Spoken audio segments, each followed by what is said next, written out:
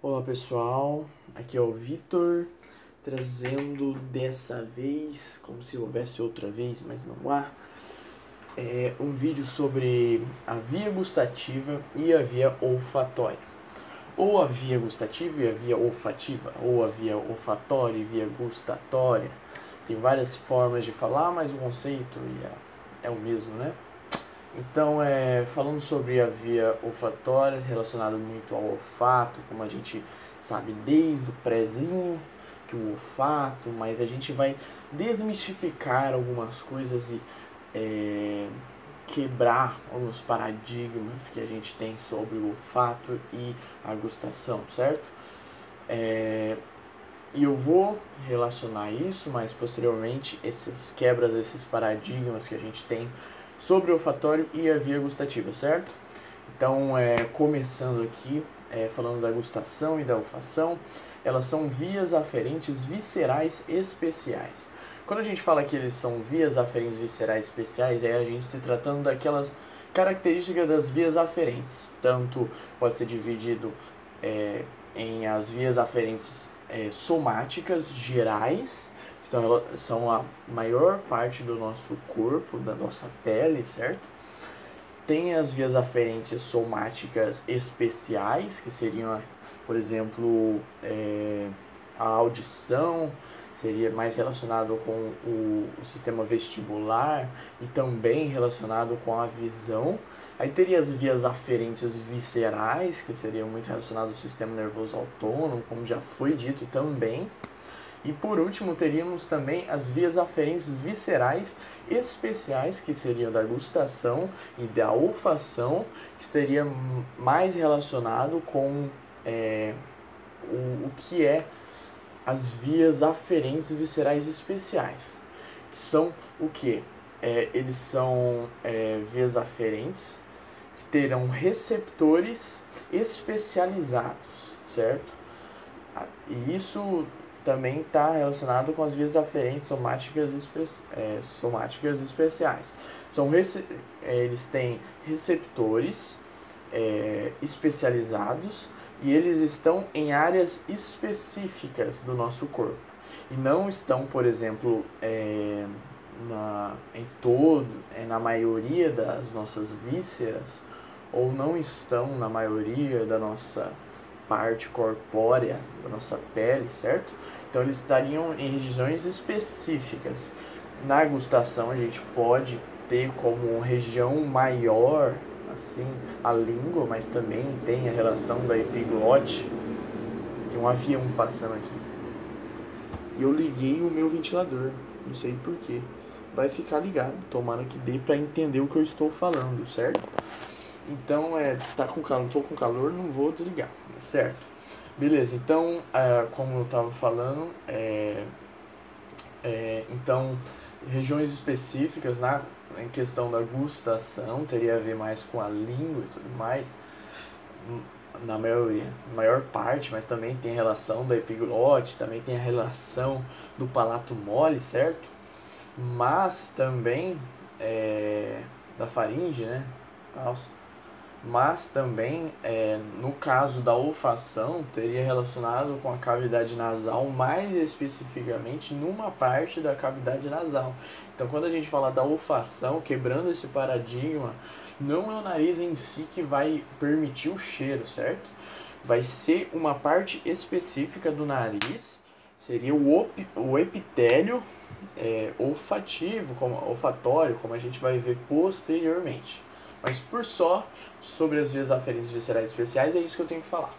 Também elas transformam estímulos químicos em potenciais de ação, como está escrito no slide. Isso quer dizer o quê? Que eles terão receptores químicos que que transformarão esses estímulos químicos em estímulos elétricos, certo?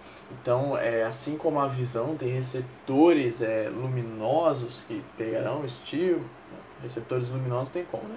Receptores que pegarão um estímulo luminoso e transformarão em estímulo elétrico. Ou também o caso dos mecanorreceptores, que pegam estímulos mecânicos e transformam em estímulos elétricos. No caso da gustação e da olfação, teremos estímulos químicos, certo? Também, por último, falando dos componentes básicos das vias aferentes em si, e não é exclusivo só dessa via, mas também faz parte dessa via, assim como nas outras vias aferentes, a gente vai ter um receptor, que no caso, como eu já disse, seria um receptor químico, mas também teriam trajetos periférico e central. E também, por último, a área de projeção cortical. E a gente vai falar mais especificamente disso, mas a gente já sabe que o receptor, ele capta o estímulo, ele faz uma transdução desse estímulo, transformando em estímulo elétrico, certo? Esse estímulo elétrico vai ser levado do sistema nervoso periférico, pelo trajeto periférico para o sistema nervoso central, com um trajeto central, e nesse sistema nervoso central, ele vai ser levado e guiado até o sistema nervoso suprassegmentar, que vai ter a área de projeção levando diretamente para o cérebro. E lá no cérebro será interpretado todos esses sinais elétricos que tiveram, tá, lá, beleza? Tá, falando agora primeiramente da via gustativa, a gente tem um ratinho comendo um queijo que não é comível, olha, ele tenta comer o queijo, mas o queijo sempre continua igual, isso é algo muito incrível, mas não é o caso da nossa apresentação hoje. Começando sobre os órgãos da gustação, a gente pode falar da língua, da epiglote e da faringe.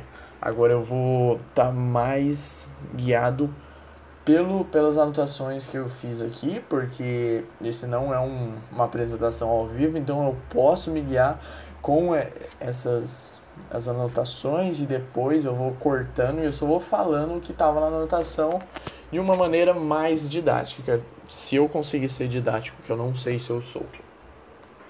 Então, se tratando dos órgãos da gustação, a gente pode falar principalmente da língua, epiglote e faringe, que teriam os receptores que fariam essa transdução do estímulo químico em estímulo elétrico, se tratando do estímulo que leva à sensação do paladar, certo? Mas a gente até colocou em negrito aqui a língua porque ela seria o principal órgão responsável por esse paladar, principalmente por ter uma maior quantidade de receptores. A epiglote e a faringe teriam alguns receptores que poderiam também dar essa sensação de paladar, o sentido de paladar, mas seria mais algo intrínseco da língua, certo? Então, além disso, para não passar batido, a gente pode falar de algumas outras estruturas que estão presentes na cavidade oral que seriam importantes para a gente ter um fundamento. Não estaria tão relacionados com a nossa via, que seria a via aferente, mas ela pode ser importante para outros casos. Então, a gente pode falar aqui, primeiramente, tomara que essa setinha dê para ver. Então, a gente pode falar aqui do palato mole, certo? Tem um palato duro aqui, que é osso, né? Osso puro, de roer. Então aqui também temos o palato mole. Se tratando desse palato mole, ele é muito importante na deglutição, assim como a língua, assim como a epiglote, assim como a faringe. Se tratando da deglutição, primeiramente, falando da língua, vamos fazer um processo aqui para a gente entender bem. O alimento entra na boca, certo? A língua, ela vai levar esse alimento para os dentes, e esse dente vai fazer esse atrito que vai quebrar esse alimento em pequenos pedaços, e essa língua vai estar levando esse alimento para os dentes e tal. E posteriormente essa língua também levará esse alimento para a faringe, para a cavidade, para a parte oral da faringe, certo? Porque a faringe é dividida em parte nasal, parte oral e parte da laringe aqui. Certo? Agora o Ramon tá me chamando, vou dar uma pausa. Eu voltei. Então vamos, galera, aqui voltando a minha explicação, que eu não sei onde eu parei. Eu devo ter parado quando a língua, então, ela já fez, ela já possibilitou que houvesse essa quebra do alimento. Então, eu já falei aqui da faringe, que tem as 3 partes, né? Então, o alimento vai ser levado para a faringe na parte oral da faringe, certo? E aqui na parte oral da faringe, o que vai acontecer? A úvula, que estaria aqui no palato mole, ela é muito importante porque essa úvula, ela vai, quando ela é estimulada, porque tem um alimento passando por aqui, ela vai possibilitar que esse palato mole, ele se feche aqui. Porque se tivesse continuado aberto, quando a gente for deglutir, pode acontecer do alimento subir para a cavidade oral e para a cavidade nasal, certo? E isso seria irritante para nós. Então a gente poderia ter uma tosse, uma irritação, poderia inflamar aqui, porque aqui é muito sensível, é uma área de maior sensibilidade. Então daqui para cá também, né? Então a úvula, ela possibilitaria que o palato mole fechasse aqui quando o alimento está caindo. Também, além disso, teria a epiglote. Olha aqui, ó, a epiglote maravilhosa, linda aqui. E ela possibilitaria também que houvesse o fechamento aqui dessa área que fica aberta, que é levada à traqueia, que é levada a traqueia, e aqui é a respiração. Não tem nada a ver com a deglutição, não tem nada a ver com o sistema digestivo. Então a epiglote, ela fecha quando o alimento estiver vindo aqui, possibilitando que esse alimento caia no esôfago e aqui o peristaltismo leve até o estômago e, por assim dizer, os outros processos da digestão que a gente vai ver no M2. Não é o caso agora, e todo mundo vai passar para o M2, amém? Então, seguindo aqui, beleza. Eu falei aqui dos mecanismos de deglutição, só para a gente ter uma fundamentalização, não sei como fala isso, mas um fundamento para a gente conseguir continuar aqui. Posteriormente vocês vão entender que algumas coisas serão importantes do que eu acabei de falar, beleza? Certo, seguimos aqui então, agora falando da língua propriamente dita. Como eu disse anteriormente, a língua é o principal órgão que estaria relacionado com a gustação, né? Ou gustação, né, gente? Beleza. E se tratando da gustação então e da língua, a gente pode ver aqui na face direita que tem as papilas linguais, certo? Folhados, circunvalados, filiformes e fungiformes, que a gente falará posteriormente. Mas vamos seguir agora para o lado esquerdo aqui para a gente ter um norte, assim. Uma anatomia sobre a língua, que é muito importante. Então, ela tem a raiz e ela tem o corpo, certo? E na pontinha, a gente tem uma pontinha da língua, lembra? Nessa pontinha a gente tem o ápice, que também é chamado de ponta da língua, mas o certo é falar o ápice, porque o pessoal gosta de dar uma incrementada nessas definições. Então tá, beleza. E aqui a gente pode ver o dorso da língua, certo? Tanto superiormente quanto posteriormente. Primeiro, falando sobre a raiz, ela é uma parte mais imóvel, que ela estará mais no assoalho da boca, certo? E ela, como o nome já diz, ela é uma raiz que ela dá um suporte para o corpo e para o ápice da língua. Porque se a gente for falar do corpo em si, ele é uma parte muito móvel, certo? Diferente da raiz, que ela é um lado mais imóvel. Então, falando do corpo da língua, a gente pode ter umas funcionalidades. Por ela ser móvel, a língua vai ter umas funcionalidades muito importantes. Como eu já disse na parte da deglutição, como eu já disse muito bem, mas podendo levar esse alimento para a faringe, mas também a gente tem a língua importante para a modulação da nossa voz, entendeu? E isso é muito importante quando a gente vai falar as palavras para usar o L. Então, algumas letras, algumas sílabas, é muito importante a língua. Isso é só título de curiosidade, certo? Então, também, além disso, falando da língua, Agora, a epiglote também tem as suas características. Então ela estaria muito relacionada aqui, ó, como eu posso ver aqui, tem também outras estruturas que também estariam relacionadas a essa vocalização que eu disse sobre a língua. Mas, por exemplo, a epiglote tem muito essa relação do timbre, certo? As cordas vocais também, mas se tratando da epiglote, tem esse caso do timbre na hora de falar, da hora de pronunciar palavras, mas isso é tudo a título de curiosidade. Voltando ao lado mais anatômico, se tratando da língua, a gente pode também seguir aqui para o lado direito para ver a anatomia própria da língua. A gente tem como principais características, primeiramente o sulco terminal, que é esse sulco aqui, que ele está longitudinalmente, certo? E ele divide a língua em duas partes, a parte pós-sulcal e a parte pré-sulcal.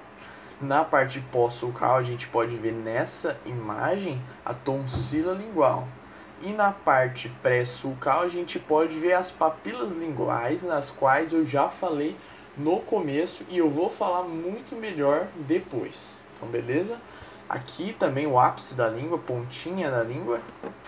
Beleza? Aqui no meio a gente tem o forame cego, que tá nesse sulco terminal aqui, ó. Centralmente esse sulco terminal tem esse forame cego, que são características propriamente anatômicas, certo? De definição e caracterização da língua. Aqui tem o arco palatoglosso, né? Também chamado de arco palatino, que ele vai estar aqui, ó, certo? Beleza? Dos dois lados, aqui a tonsila palatina, bonita, dá pra ver aqui de lado também, ó. Beleza? Tudo estruturas que estão presentes na língua ou ao lado da língua, certo? Beleza, aqui a epiglote, a gente pode ver bem. Beleza, é isso, tá? Algumas características anatômicas. Então, agora falando das papilas gustativas, a gente pode... Primeiramente, lembra que eu falei que a língua ela é a maior responsável por essa recepção e essa percepção de paladar, certo? Então, se tratando da língua e dessa percepção de paladar, ela tem várias papilas gustativas e elas terão 4 tipos de papilas gustativas. E primeiramente eu vou falar da papila filiforme. A papila filiforme ela pode estar muito mais relacionado com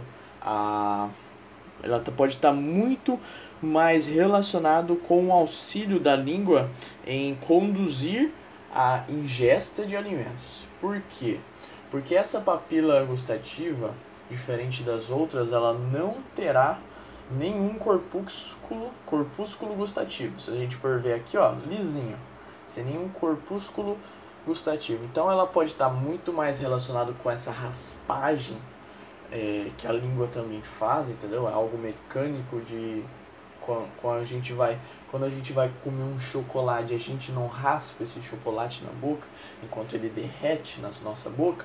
Então isso aí está muito mais relacionado com as papilas filiformes, que elas seriam mais pontiagudas e permitiriam isso, mas ela não estaria relacionado com a percepção do paladar por não ter corpúsculos gustativos, certo?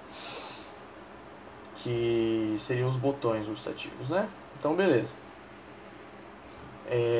Agora falando do... Aqui, ó, sempre para, mas beleza. Papilas fungiformes. O que seriam as papilas fungiformes? Elas estariam situadas mais ao ápice da língua, certo? E elas estariam entre as papilas filiformes, que estariam aqui, ó, representados ao lado, certo? E então eles já teriam alguns botões, alguns corpúsculos gustativos. Seriam poucos e estariam mais no ápice dele, entendeu? Mais na parte de cima dele. E ele estaria então relacionado um pouco com essa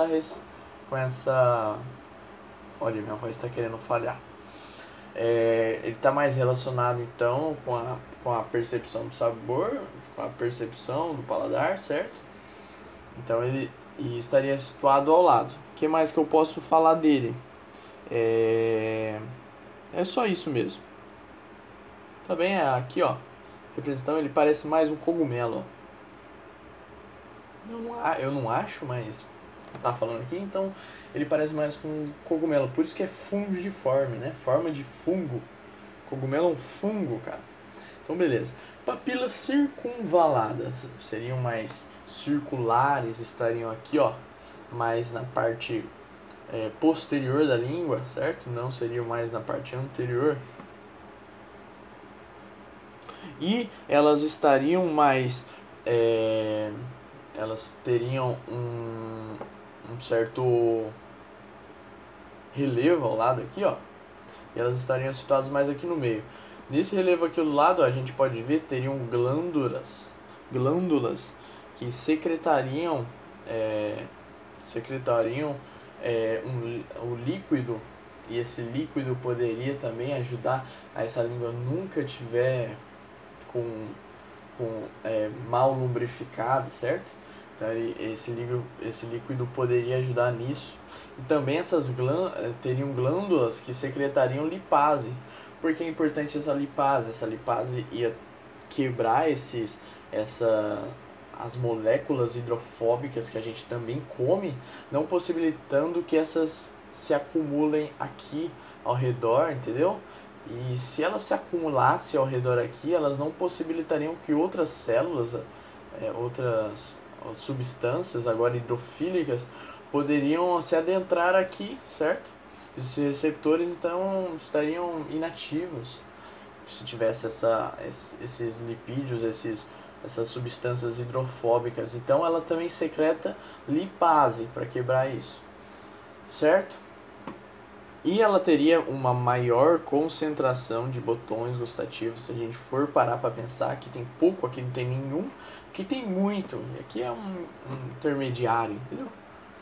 Então beleza, então eles seriam talvez os principais responsáveis por essa percepção de paladar, beleza? Eles estariam situados aqui, ó, na zona do V lingual, certo? Então eles estariam aqui, ó, perto da zona do V lingual. E por último, as papilas foliadas. O que a gente tem para falar de importante das papilas foliadas? Elas também são conhecidas como papilas folhadas. Foliadas ou folhadas com H. E elas são pouco desenvolvidas nos seres humanos. A gente pode ver aqui, ó, que teriam sulcos laterais da língua, só que teriam poucos sulcos, não seria tantos aqui, ó. Só um pouquinho de suco. Então elas teriam uma menor concentração na questão, se tratando do ser humano. E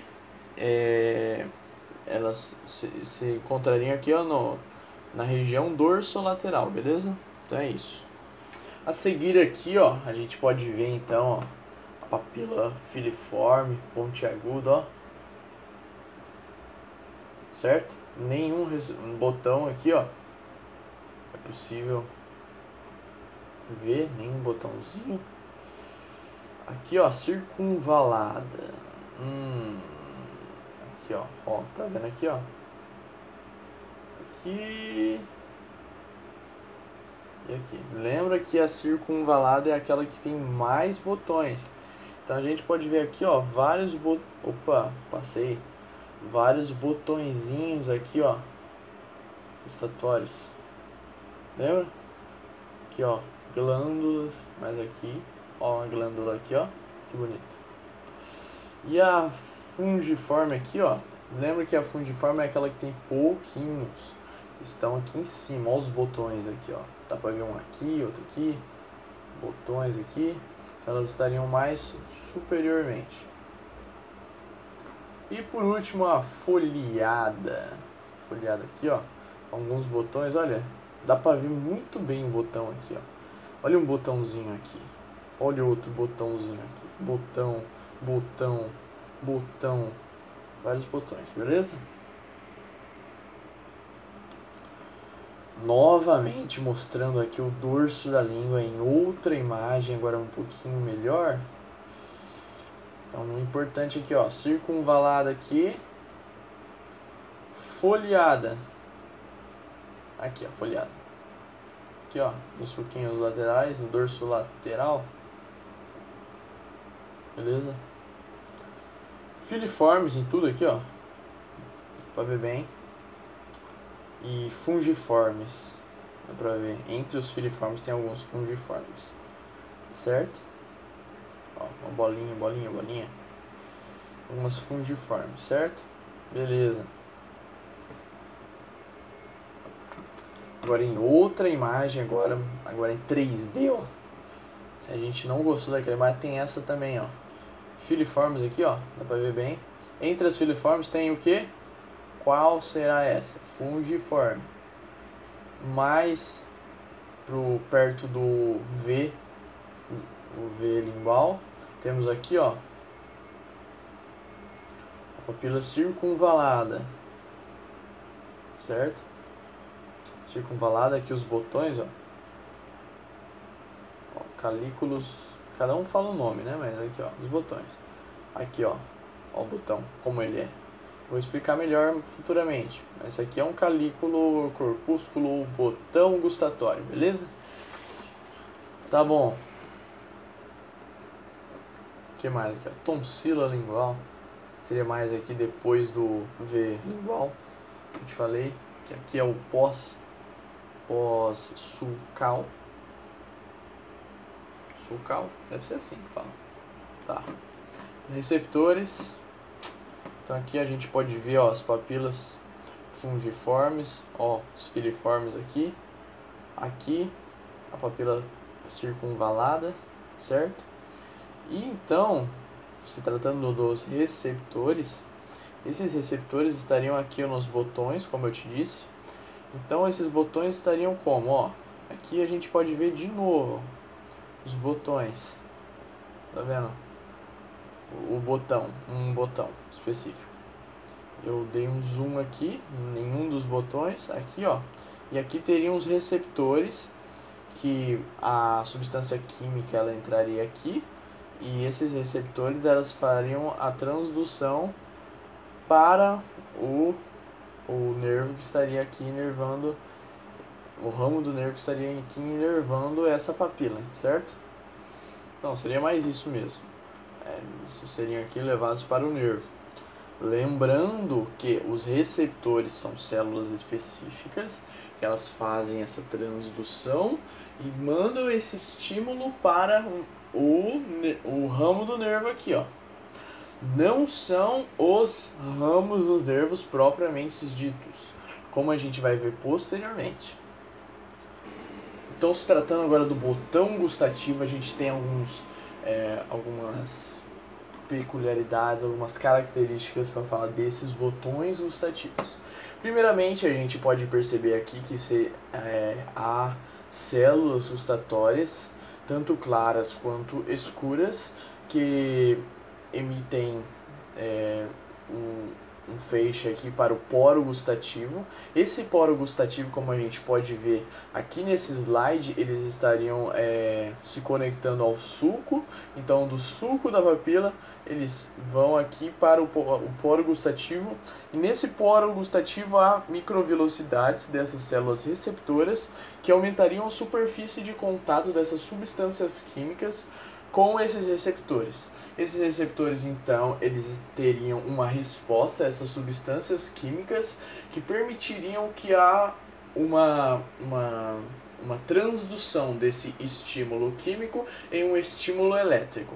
Esse estímulo elétrico seria levado ao nervo. Lembrando que o nervo não é o receptor. O receptor, ele transduz esse estímulo químico e gera uma diferença de potencial na sua membrana plasmática que será enviada então para o nervo em forma de potencial de ação, certo? Então, além disso, além desse nervo e desse botão gustativo, ainda teremos células basais aqui, ó, situadas mais aqui embaixo. E essas células basais, elas teriam tanto o papel de estruturação dessas células gustatórias, como seriam células primordiais que posteriormente tomariam o lugar dessas células gustatórias. Porque lembrando que essas células gustatórias, elas têm um período de vida, elas morrem, tadinhas delas, e elas são tomadas no lugar por essas células inicialmente basais, certo? Então falamos aqui poro, célula gustatória, célula basal e fibras nervosas aqui que estariam conectadas a essas células gustatórias. Aqui uma imagem bonitinha, ó. Aqui à esquerda a gente pode ver histologicamente um botão gustativo, lembrando que as células receptoras gustativas, elas são inúmeras, elas teriam em torno de 40 a 60 células nesses botões gustativos, dependendo do botão. Então a gente pode ver aqui, ó, na direita, aqui pode ver o poro, microvilosidades, certo? Células aqui, ó, células gustativas, ao lado células de suporte. Então, ó, aqui na direita a gente não falou dessas células de suporte, mas há células de suporte aqui, ó, lateralmente a essas células gustatórias, certo? Células de suporte, a célula gustativa aqui e a célula basal aqui mais na parte mais basal. Então é muito fácil, célula de basal. E elas depois tomariam o lugar dessas células receptoras, porque elas têm um período de vida, certo? A fibra nervosa aferente aqui. Então o que a gente pode ver aqui, ó, células receptoras, poro gustativo, microvilosidades estariam aqui, e o nervo aqui seria talvez esse aqui, ó, vindo aqui para cima. A gente não pode ter uma ideia certamente do nervo, não dá para ver muito bem aqui. Seguindo agora para o mapa dos sabores, vamos descobrir os sabores, meus queridos? É muito legal isso. Então a gente pode se referir aos sabores quando a gente está tratando da gustação, dos sabores fundamentais, dos sabores principais e primordiais. Seria então o doce, o azedo, o salgado, o amargo e o umami. O umami, certo? Primeiramente, falando do doce, olha aqui uma animação muito bonita. A gente pode se referir ao doce falando que a língua, a região mais da ponta da língua, elas teriam uma maior concentração de receptores do doce, certo? Eu não posso dizer que os receptores do sabor, do gosto doce, eles estariam apenas na parte da ponta da língua, certo? Na ponta da língua também teriam receptores de azedo, salgado, amargo e umami, mas poderiam ter, depende da parte da língua, mas há uma maior concentração de receptores do doce que dão a impressão de uma percepção maior, uma percepção do doce nessa área da língua, certo? Então, se tratando do doce, ela não tem uma categoria única de substância química, mas a gente pode estar relacionado aos carboidratos, aos açúcares, que possibilitam a gente ter essa noção de algo doce e de algo bom, certo?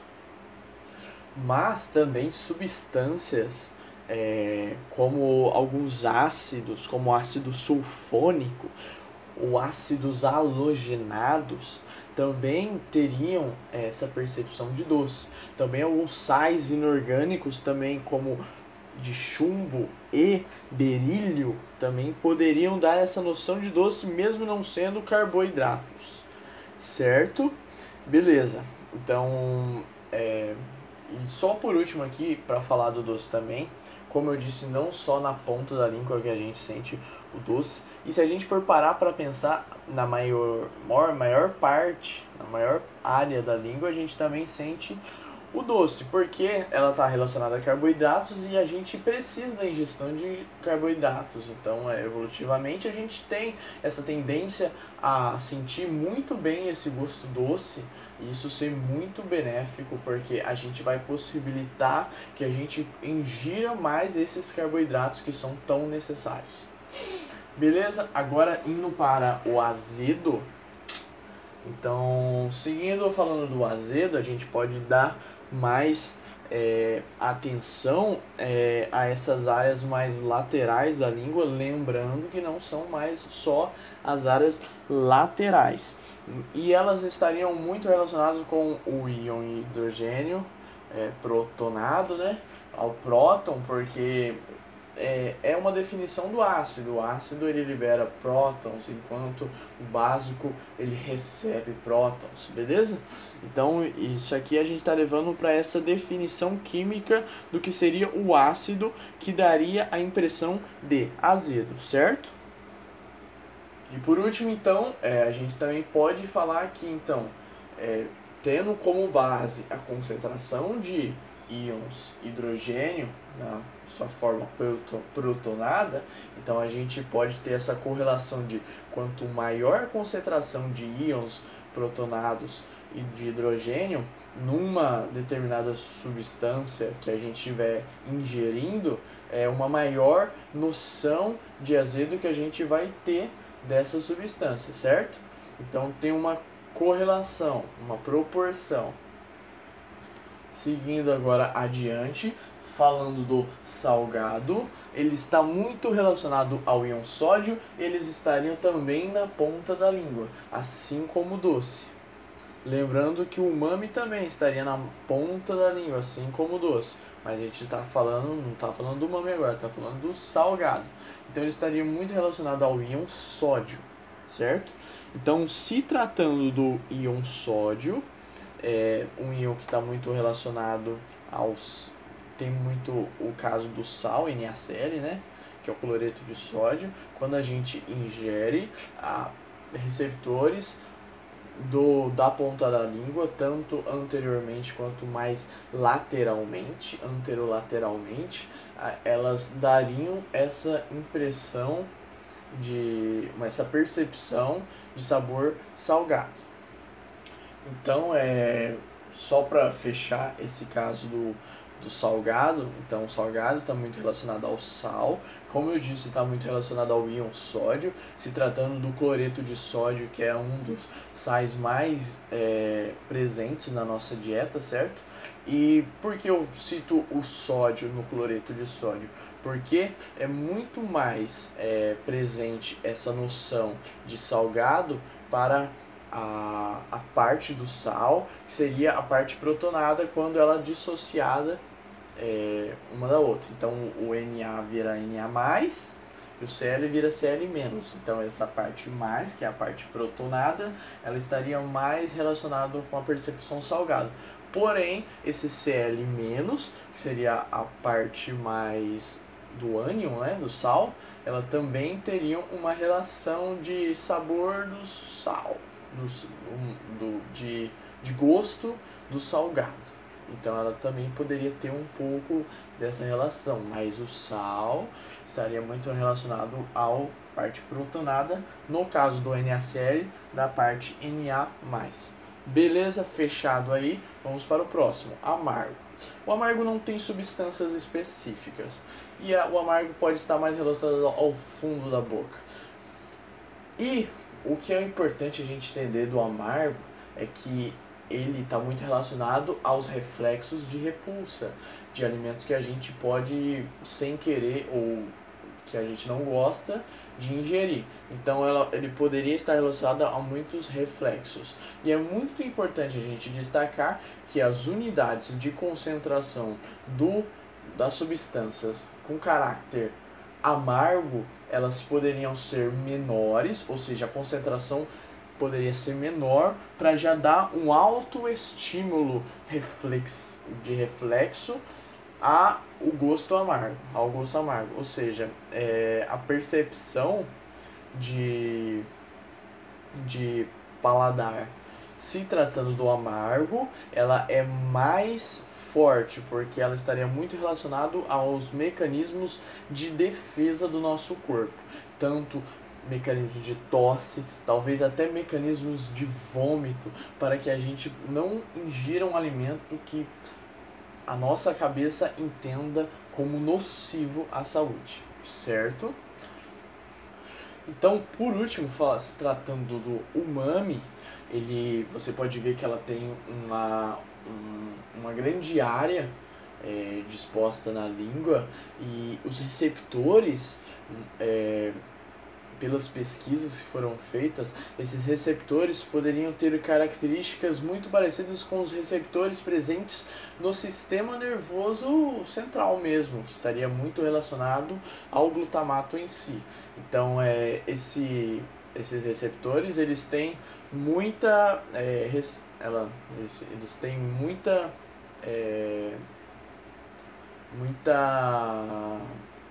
resposta ao glutamato. Então, algumas substâncias, algumas comidas que a gente come que tem glutamato, elas poderiam ter uma maior aferência e essa maior sentido de gostoso, entendeu? Então, porque o umami é um termo em japonês que na verdade significa delicioso. Então estaria muito relacionado justamente a isso. Então algumas comidas que a gente come, por exemplo, o caldo de carne e também um queijo amadurecido, um bom queijo, certo? Eles teriam o umami, e esse umami poderia dar essa percepção de uma percepção palatina de algo gostoso, certo? Mas a gente não tem muitas informações ainda sobre esse umami, porque é uma pesquisa que ainda está havendo, entendeu?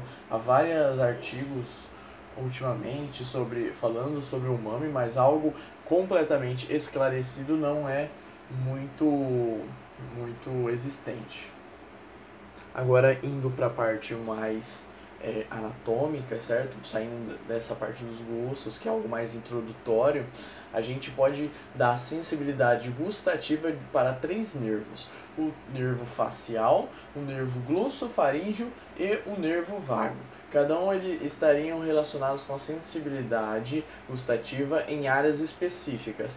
O nervo facial, eles poderiam estar em 2/3 anteriores da língua, certo? Eles estariam relacionados a esses 2/3 anteriores, um ramo desse nervo facial. Aí o nervo glossofaríngeo estaria mais relacionado ao 1/3 que restou posterior da língua, certo? E por último, o nervo vago, que ele estaria mais relacionado à inervação da epiglote e faringe, que eu disse no começo da apresentação, que também estariam relacionados com essa percepção de palato. Beleza? Agora falando só para ter uma ideia, a sensibilidade geral da língua também poderia ser do nervo trigêmeo do glossofaríngeo, certo? E a motricidade justamente apenas do nervo hipoglosso. Beleza? Então a gente pode ver muito bem aqui algumas coisas, ó. Do lado direito a gente pode ver o vago, que ele tem relação nesse caso com a faringe e com o hipoglosso. Assim como eu disse aqui, ó. O vago, a epiglote Hipoglosso não, né? Hipoglosso é o nome do nervo. Epiglote e a faringe. Epiglote mais aqui em cima e a faringe em si, beleza? O glossofaríngeo, certo? Estaria aqui, ó. Esse é o nervo nono. Ele estaria inervando mais aqui, beleza? Quando se tratando do paladar, que seria esse lado esquerdo, vamos voltar aqui, ó. Nervo vago aqui, é que eu falei aqui que é a mesma coisa, né? Então, nervo vago aqui, o glossofaríngeo inervando tudo aqui. Ó, lembra do sulco terminal, que seria o V lingual, a parte pós-sulcal aqui. Então, ele inerva tanto a parte pós-sulcal quanto parte da parte das papilas, beleza? Que seria a pré-sulcal. Então, e o nervo facial estaria aqui, ó, toda essa parte aqui, beleza? Nervo facial inervando tudo aqui. Desse lado aqui, a parte da sensibilidade que eu falei, né, de temperatura e tudo mais, beleza? Então, se tratando do facial, a gente pode ver aqui, ó, isso aqui é um corte sagital mediano do sujeito aqui, ó, mais precisamente na cavidade oral e nasal aqui, ó. E aqui o tronco encefálico. Então a gente pode ver a projeção aqui, ó, do nervo facial, do ramo aqui, ó. Quando a gente está falando da inervação da língua, a gente está falando da corda do tímpano. É o ramo do nervo facial que inerva a língua, quando a gente vai ver posteriormente, como estava escrito aqui também, ó. Corda do tímpano aqui, ó, do nervo facial. Beleza? E ele vai subindo aqui e ele vai ter vai chegar aqui no nervo facial, né? Na origem aparente do encéfalo do nervo facial, que vai seguir lá para o interior do tronco, beleza? Agora, se tratando também do nervo glossofaríngeo, ele vai inervar aqui, ó, a parte posterior, certo? Chegando aqui, ó, na parte sensitiva, no ramo sensitivo do glossofaríngeo, certo? Beleza, também temos... o glossofaríngeo é puramente sensitivo, então não existe parte sensitiva do glossofaríngeo, falei errado. E temos aqui, por fim, o nervo vago, certo? E esse nervo vago, ele vai ter um ramo, que é o do nervo laríngeo superior, que vai inervar a epiglote. Perfeitamente aqui, ó. Beleza? Se referindo ao nervo facial, primeiramente, estaríamos aqui, ó, na parte petrosa do osso temporal, situados aqui, ó, aqui o forame estilomastoide, onde sai o nervo facial, beleza? Ele entra pelo meato acústico interno e vai sair posteriormente pelo forame estilomastoide, isso a gente sabe bem. Então, seguindo aqui pelo canal do nervo facial, a gente poderia ver que aqui, ó, o corpo do neurônio da corda do tímpano estaria aqui nesse gânglio geniculado. Então, saindo desse gânglio geniculado, a gente seguiria aqui pelo canal do nervo facial e ele seria seguido e sairia superiormente ao forame estilomastoide. Seria pelo canal da corda do tímpano, como escrito aqui. Seguiu pelo canal da corda do tímpano, ele chegaria aqui que seria a cavidade timpânica, certo? E na cavidade timpânica ele seguiria também pela fissura petrotimpânica, que levaria a estar ao lado do nervo lingual, que também inerva a língua e é parte do nervo trigêmeo, certo? Um ramo do nervo trigêmeo. Então teria o nervo lingual e o ramo, que seria a corda do tímpano, ele estaria também ao lado, adjacente ao nervo lingual. Então, também teríamos aqui, ó, um nervo petroso maior. Esse nervo petroso maior, seguindo aqui, ele sairia pelo hiato do canal do nervo petroso maior e se ligaria até o gânglio do pterigopalatino, gânglio pterigopalatino, e ele estaria relacionado à inervação do palato, né? Do palato mole, no caso. E relacionado ao palato, ele então é o gânglio pterigopalatino. É isso mesmo, é só isso. Sim, beleza. Então eu vou colocar como eu entendi aqui, ó. O nervo glossofaríngeo, então, ele estaria aqui, ó, situado. Primeiramente, ele teria uma origem aparente no encéfalo, certo? Aqui, ó, no sulco bulbopontino. Aqui desse lado dá pra ver ele bem aqui. E desse lado aqui, ó, ele seria esse aqui. Ele teria um gânglio superior e um gânglio inferior, dando vários ramos, né? O nervo timpânico, certo? O ramo do seio carótido teria vários ramos e um desses ramos seguiria aqui, ó. Beleza? Aí tem o gânglio superior e inferior, como visto aqui. Descendo mais aqui, ó, ele estaria ao lado do músculo estilofaríngeo, certo? Estaria ao lado, ele emitiria um ramo para o estilofaríngeo e também ele seguiria aqui, ó, para cá. Beleza? Seguindo aqui, ele inervaria tanto as tonsilas, a tonsila palatina, quanto teria um ramo, ou teria ramos nos casos, que inervariam um terço posterior da língua, beleza?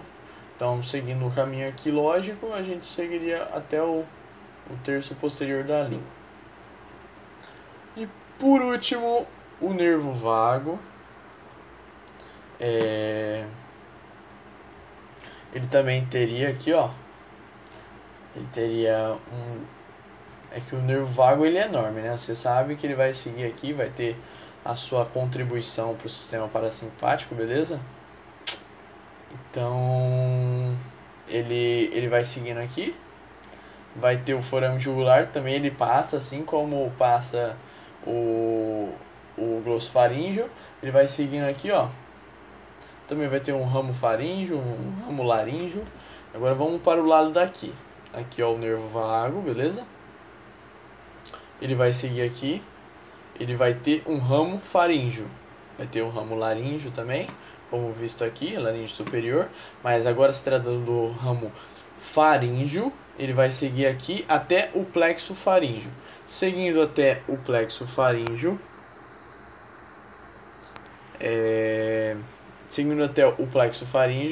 ele inervaria a faringe e possibilitaria essa percepção palatina do paladar, né, no caso,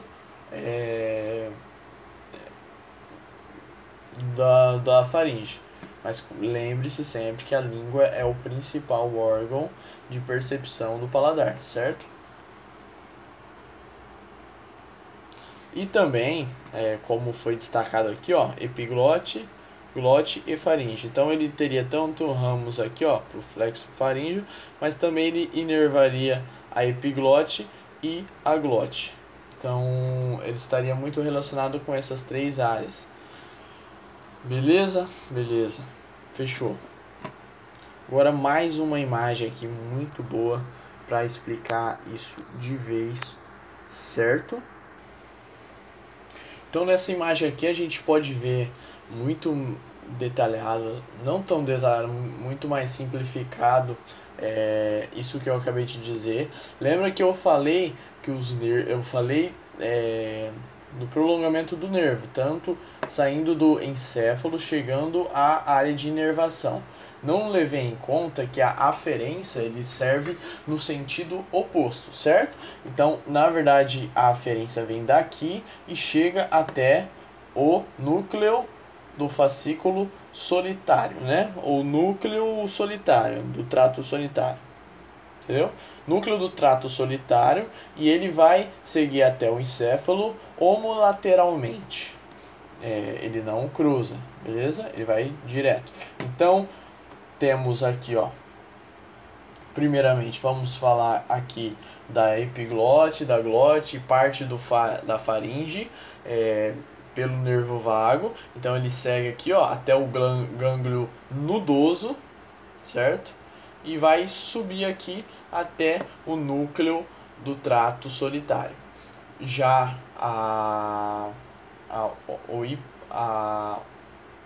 o nervo glossofaríngeo, gaguejei bonito aqui agora. Já o nervo glossofaríngeo, ele vai seguir aqui, vai parar o corpo dele vai estar no gânglio petroso e ele vai seguir também até o trato solitário. E por último aqui, o nervo facial, que é a corda do tímpano, né? Ele vai parar aqui no gânglio feniculado. Não sei se é esse o nome em português. Meu Deus, a gente tem que descobrir. Tá, aí chegando aqui no gânglio feniculado, chega até o trato solitário e daqui ele também vai subir até o tálamo. Mais precisamente no NPV, né? NPV, o núcleo, NPM, não, o núcleo PMV, póstero-medial ventral do tálamo, certo? E daqui ele vai seguir para a área gustativa, que seria mais aqui, ó. Freak. Como mostrado aqui, seria na ínsula anterior, opérculo frontal. Beleza? Aqui nessa imagem também dá pra ver muito bem aqui, ó, bonitinho. Então aqui, ó, sai os 3 nervos, certo?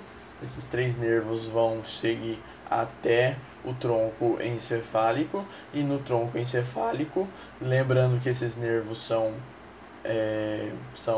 nervos primários, eles vão seguir aqui pelo trato solitário e vão fazer sinapse aqui no núcleo gustativo, que foi falado aqui, ó, núcleo gustativo esquerdo, nesse caso, entendeu? E eles fariam sinapse então com os neurônios secundários. Esses neurônios secundários então subiriam até o encéfalo suprasegmentar, o sistema nervoso suprasegmentar seria o encéfalo, certo? Nesse caso aqui seria o encéfalo, o telencéfalo, certo? E eles seguiriam até o tálamo, aonde no núcleo ventral póstero-medial do tálamo, eles fariam a segunda sinapse e o terceiro neurônio seguiria até o córtex gustativo primário, aqui na parte superior da ínsula. Beleza? Trazendo nessa imagem aqui a mesma coisa, certo? Chegou aqui, veio pro trato aqui, ó, fez sinapse no núcleo solitário, subiu aqui, ó, foi até o núcleo ventro-póstero-medial e aqui ele seguiu até o córtex gustativo primário, certo? Esse córtex gustativo primário, aqui na área de Brodmann, seria a área 43, perfeito? E eles seriam, então, ó, ipsilaterais. Lembrando que nessa área 43, então, se eu estimular, eu vou receber uma informação de um gosto específico, certo? E se haver mais um avião passando, e se haver então uma lesão nessa área cortical, haverá a ageusia, ou seja, a pessoa perderá a sua capacidade de interpretar um sabor a partir da percepção do paladar, beleza? Do sentido do paladar. Vale salientar então também que a área motora, como visto aqui, ó, ela tem uma correlação com as áreas sensoriais, ou seja, há uma relação recíproca da área motora, da motricidade, tanto da língua levando o alimento, quanto dos dentes, né?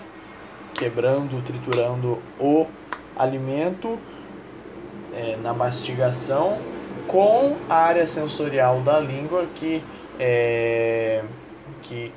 dá essa aferência tanto gustativa quanto a aferência de como está o alimento, da consistência dele e tudo mais, que não cabe a nós agora, já que estamos falando da via aferente como principal, certo? Então vai.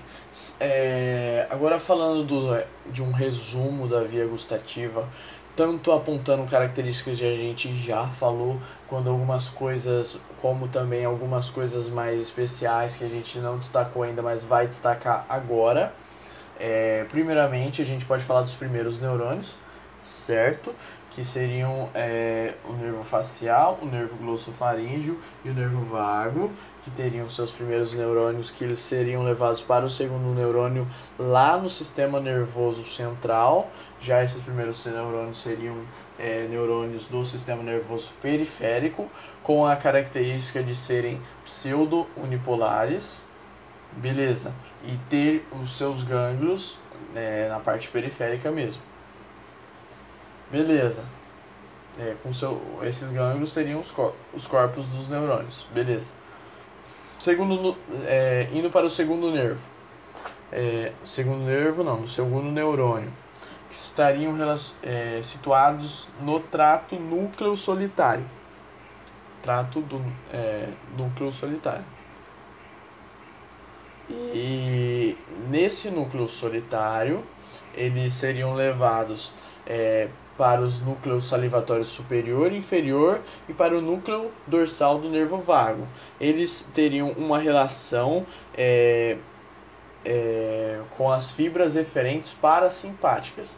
Ou seja, primeiramente, esse núcleo salivatório superior e inferior estaria relacionado, pois, com a aferência do estímulo doce, por exemplo, eu teria uma maior salivação, certo? Isso aí seria um reflexo do sistema parasimpático, um reflexo que traria mais salivação para esse alimento. Beleza? Aí com o núcleo dorsal do nervo vago, ele estaria mais relacionado com uma questão de motivação a comer, certo? Com uma maior influência do hipotálamo, ou seja, ele está correlacionado com o hipotálamo e ele vai dar mais esse lado mais emocional da vontade de comer. Perfeito. Mas esses são só do lado mais parasimpático. Ele também vai ter um lado que vai para o leminisco medial, lá na ponte, e na ponte ele vai ser levado para o terceiro neurônio. Seria o neurônio do núcleo parabraquial medial e o núcleo oval. Que nesse caso, nessa sinapse, com esse terceiro neurônio situado na ponte, ele estaria mais relacionado com o hipotálamo, mas vai estar mais posteriormente isso. Mas também ele vai emitir mais dois caminhos. Como eu disse, ele vai para o hipotálamo e vai ter mais dois caminhos. Um caminho ipsilateral, que seria situado no tálamo do terceiro neurônio, mais precisamente no núcleo ventral posterior-medial, e também teria em menor quantidade uma eferência contralateral, que também iria para o tálamo, lá no diencéfalo, mais precisamente no núcleo ventral posterolateral posterior-medial, certo? E posteriormente, se referindo a esse lado ipsilateral, ele iria do tálamo para o córtex, beleza? Para o córtex situado no giro pós-central, no giro pós-central, que seria lá na ínsula, beleza? Na área específica lá de Brodmann, que eu já disse anteriormente, que se situa na área 43, beleza? E esse quarto neurônio, ele teria uma correlação com o giro pós-central da lâmina da lâmina 4, beleza? E esse giro pós-central, então tem um lado lado do somatosensorial, entendeu? Seria relacionado, mas esse terceiro neurônio também vai se ligar à ínsula, que é a área que está relacionada ao sabor,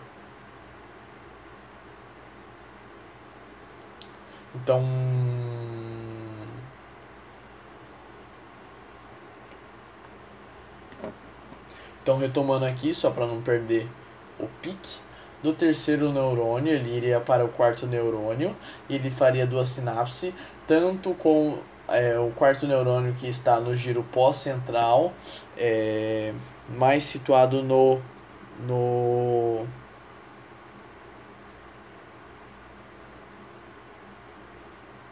na lâmina 4, seria na na parte granular do córtex do giro pós-central, que seria o somatosensorial e tudo mais. E também com o quarto neurônio na ínsula, beleza? Que a ínsula, aí teria a parte superior da ínsula, no caso, né? Que seria a área 43 de Brodmann, que estaria relacionado justamente com o lado gustativo primário, beleza? E esse quarto neurônio ele se correlaciona assim como o terceiro neurônio no núcleo parabraquial medial e o núcleo oval que vai para o hipotálamo. Ambos se relacionam com o sistema límbico, entendeu? Que estariam relacionados tanto com a motivação a comer, certo? Tanto com a recompensa pelo que você come, entendeu? Então estaria muito relacionado com esse lado mais emocional. Esse lado mais emocional conectado com essa sensação do paladar. Beleza. Algumas correlações clínicas. Aqui, ó, uma língua geográfica. Essa língua geográfica, ela é também chamada de glossite migratória benigna ou eritema migratório. Ou seja, é algo benigno, mas que se caracteriza pela formação de áreas avermelhadas na língua. Como a gente pode ver aqui, certo? Com contornos esbranquiçados que lembram um mapa. Ou seja, a gente consegue ver aqui, ó, contornos que lembrariam bem um mapa, certo? Por isso que é língua geográfica. Elas podem aumentar de tamanho, essas áreas, e ela é comum nos primeiros anos de vida, até os 7, 8 anos, e depois some, tá? E em mulheres. Beleza? E essas áreas aqui, ó, avermelhadas, elas estariam relacionadas com a perda de papilas gustativas nessas áreas, certo? Então teria perda de papilas gustativas em áreas específicas aqui, só que a causa dessa língua geográfica não é muito bem visível, não é muito bem destacável assim, entendeu? Não é muito bem esclarecido. E algumas curiosidades, certo? Primeiramente, o reflexo do vômito, que é um reflexo relacionado com essa parte da repulsa por coisas amargas. Então, se você comer algo que é muito ruim, que você não gosta, então, e de preferência algo amargo, mas também com essa correlação da modulação, avião de novo, também com essa correlação da modulação do seu cérebro por coisas socioculturais que te fazem ter uma repulsa por algo e não por outro, o reflexo do vômito vai ter muita relação. Então ele vai ter uma conexão do núcleo do trato solitário com o tronco encefálico e com o hipotálamo, certo? Porque o hipotálamo que vai estar muito também relacionado com essa repulsa de você não gostar de algo, então ter esse reflexo de vômito. Beleza, em relação à formação da saliva também é isso.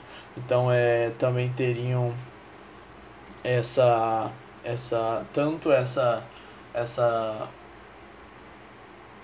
tanto essa relação com como foi explicado na via gustativa, com o terceiro neurônio, que ele está muito relacionado ao sistema parasimpático, que vai produzir mais saliva, entendeu?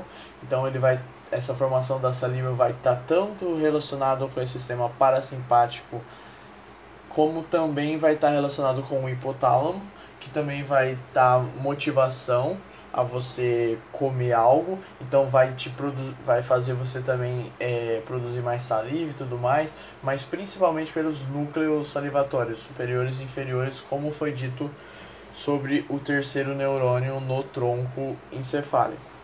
Beleza? Sobre a memória gustativa também é importante, ó. Segundo alguns especialistas, ela é a mais poderosa sensação do nosso corpo. Entendeu? Então é o que nos faz evitar que os alimentos ruins, venenosos e podres, que envolve também uma ligação emocional com o sistema, com o momento da gustação, entrem no nosso corpo, entendeu? Então eles justamente evitam que esses alimentos ruins possam entrar no nosso corpo.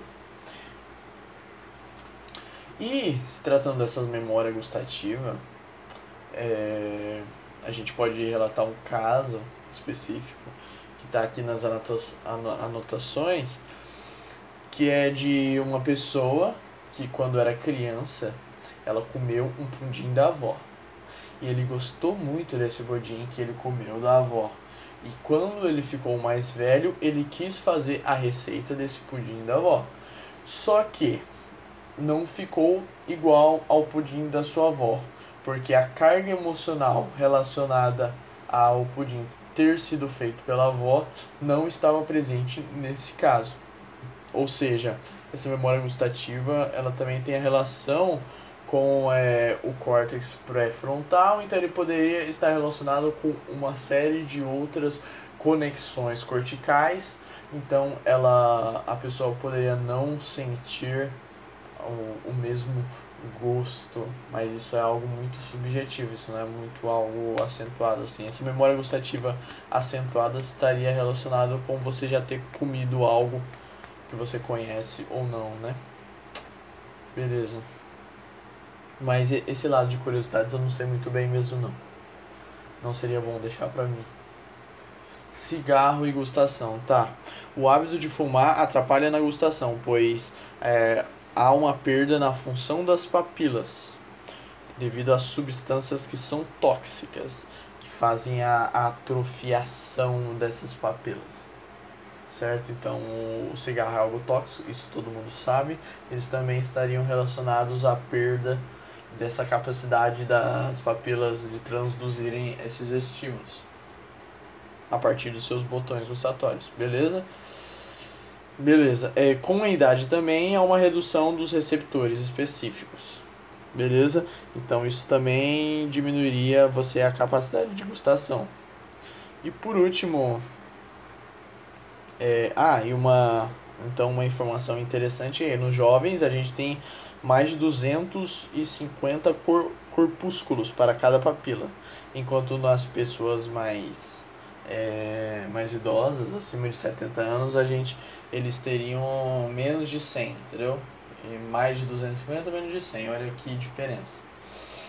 E por último, de medicamentos e gustação, alguns medicamentos podem também prejudicar o paladar, principalmente aqueles usados de forma crônica, assim como a radioterapia e quimioterapia, que poderiam também prejudicar o paladar. Então, algumas coisas legaisinhas de situar, algumas curiosidades. Beleza?